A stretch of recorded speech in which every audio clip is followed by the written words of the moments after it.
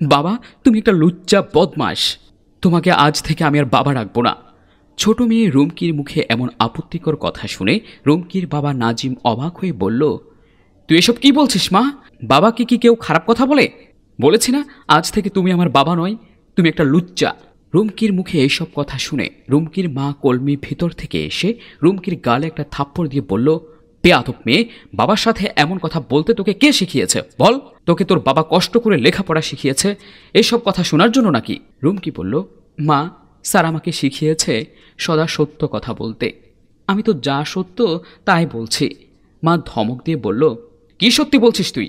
কেন তোর বাবাকে এসব কথা বলছিস? রুমকি এবার তার মা কলমিকে হাত ধরে বলল, মা তুমি এদিকে আসো। বলে রুমকি মাকে এক সাইডে নিয়ে গেল। মা বলল, কি বলবি বল। রুমকি বলল, মা শুনো, আমার লিটন আঙ্কেল আমাকে কি বলেছে জানো? কি বলেছে? রুমকি প্রাইভেট পড়ে আসার সময় পাশের বাড়ির লিটন রুমকিকে ডেকে বলল, মামুনি এদিকে আসো। রুমকি কাছে গিয়ে বলল, জি আঙ্কেল বলুন। লিটন বলল, তুমি তোমার বাবাকে কিছু বলতে পারো না?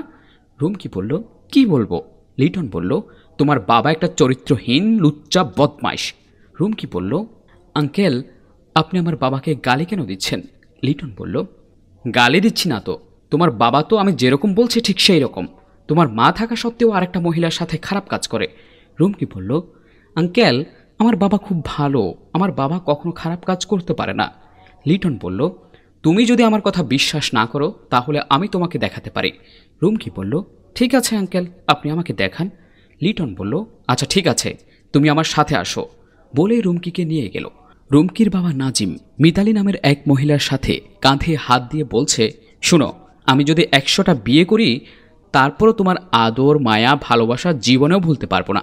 মিতালি বলল, তুমি যদি আমার আদর মায়া ভুলতে না পারো তাহলে আমাকে রেখে কলমিকে বিয়ে করতে পারতে।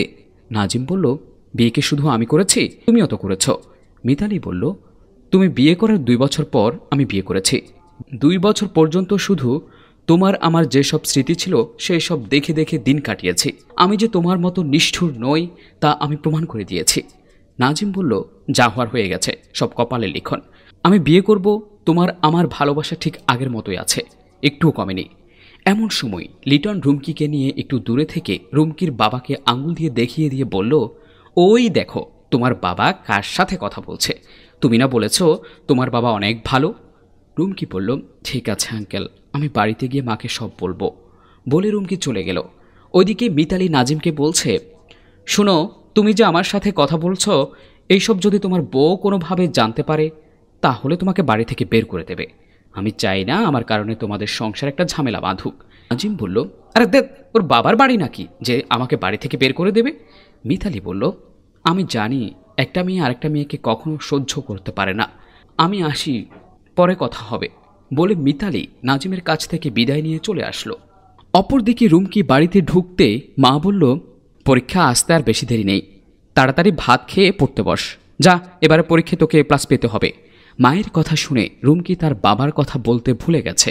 মাকে বলল, আমার খিদা লেগেছে, তাহলে আগে আমাকে ভাত দাও। মা বলল, ঠিক আছে, তুই হাত মুখ ধুয়ে আয়।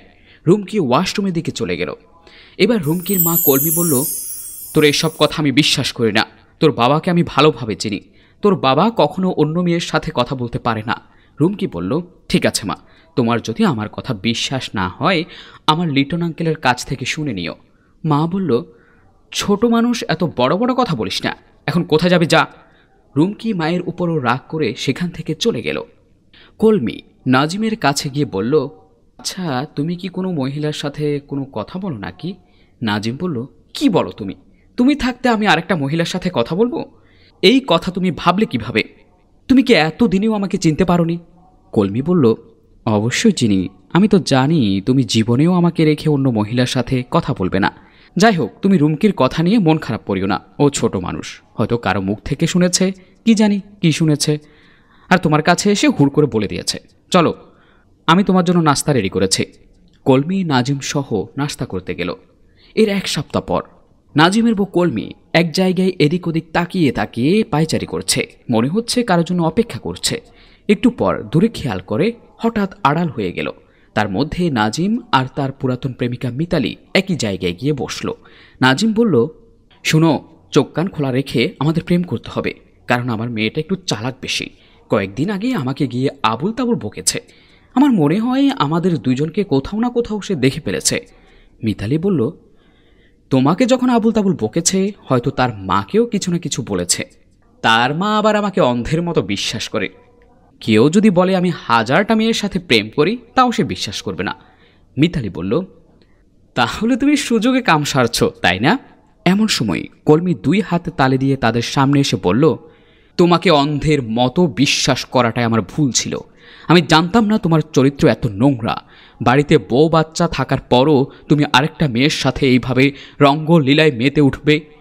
নাজিম আমতা আমতা করে বলতে লাগলো, আসলে কলমি, তুমি যেটা ভাবছো সেটা ঠিক নয়। কলমি বলল, কোনটা ঠিক আর কোনটা বেঠিক আমি সব বুঝে গিয়েছি। তুমি তোমার ঠিকটা নিয়ে থাকো, আমি আমার মেয়েটাকে নিয়ে চলে গেলাম। বলে দালি বলল, দাঁড়াও বোন, দোষ শুধু তোমার স্বামীর নয়, আমারও আছে। তোমার স্বামীর সাথে বিয়ের আগে আমাদের সম্পর্ক ছিল, বিয়ের পরে কিন্তু আর আমাদের সেই আগের মতো সম্পর্ক নেই। বোন, তুমি আমাকে ক্ষমা করে দিও। আমি চাই না আমার কারণে তোমাদের সংসারে অশান্তি নেমে আসুক। আমি আর কোনো দিন তোমার স্বামীর সামনে আসব না। আসলে বোন, সম্পর্ক ভেঙে গেলেও ভালোবাসা থেকে যায়। এই কথা বলে মিতালি অশ্রুসিক্ত হয়ে সেখান থেকে চলে গেল। নাজিম কলমির হাত ধরে বলল, সরি, আমাকে মাফ করে দিও, আমার ভুল হয়ে গেছে, এমনটা আর হবে না। সম্মানিত ভিউয়ার্স, আমি ইদ্রিস। আসলে ভালোবাসা এমন একটা জিনিস, সম্পর্ক ভেঙে গেলেও ভালোবাসা কখনো কমে যায় না।